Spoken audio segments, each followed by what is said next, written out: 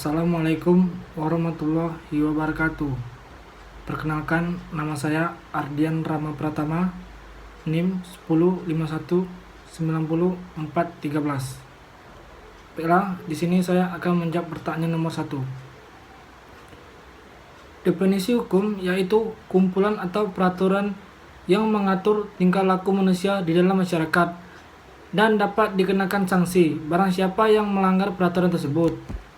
Penggunaan mempelajari ilmu hukum, khususnya pada mahasiswa ilmu pemerintahan, yaitu lebih paham mengenai fungsional dalam masyarakat, kepentingan-kepentingan sosial yang dilindungi oleh hukum, mempelajari keadilan-keadilan, mengetahui perkembangan hukum, kedudukan-kedudukan hukum seperti apa.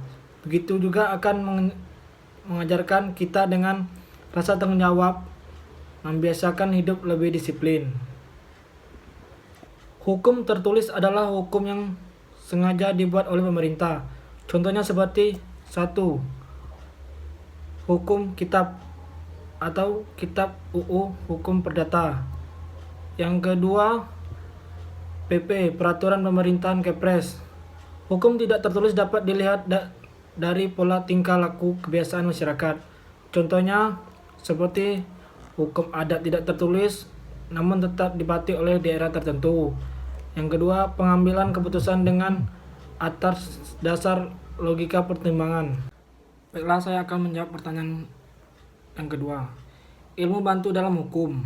Sejarah hukum yaitu suatu disiplin hukum yang mempelajari asal-usul terbentuknya dan perkembangan suatu sistem hukum dalam suatu masyarakat tertentu dan membanding antara hukum yang berbeda karena dibatasi oleh perbedaan waktu.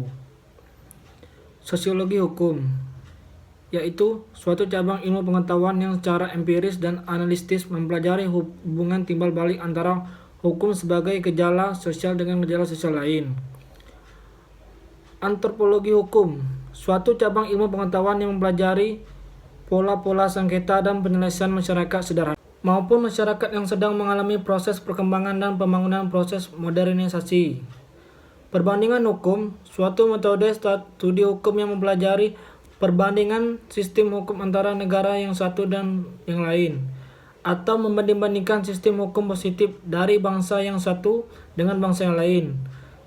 Psikologi hukum, suatu cabang pengetahuan yang mempelajari hukum sebagai suatu perwujud perkembangan jiwa manusia. Metode pendekatan mempelajari hukum. Terdapat 6 metode pendekatan hukum, yaitu metode analitis bertitik tolak pada suatu pandangan bahwa hukum sebagai perwujudan dari nilai-nilai tertentu, yaitu keadilan. Metode analitis normatif melihat hukum sebagai suatu aturan abstrak. Metode ini melihat hukum sebagai lembaga yang benar-benar otonom dan dapat dibicarakan sebagai subjek tersendiri. Terlepas dari hal-hal yang lain berkaitan dengan peraturan-peraturan, metode sosiologis bertitik tolak dari pandangan yang melihat hukum sebagai alat pengatur masyarakat. Metode historis, metode yang mempelajari hukum dengan melihat sejarah hukum itu sendiri.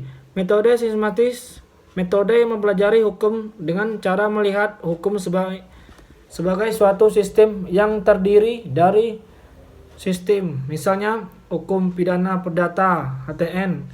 Ilmu pengetahuan hukum yang dengan cara seperti ini disebut sistem restrainscape. Metode komparatif, metode yang mempelajari hukum dengan membandingkan antara tata hukum yang berlaku di suatu negara tertentu dengan tata hukum yang berlaku di negara lain, baik di masa sekarang atau lampau. Baiklah, itulah sekian dari saya. Jika banyak kata salah, mohon dimaklumkan karena saya masih mempelajari. Saya akhiri. Assalamualaikum warahmatullahi wabarakatuh.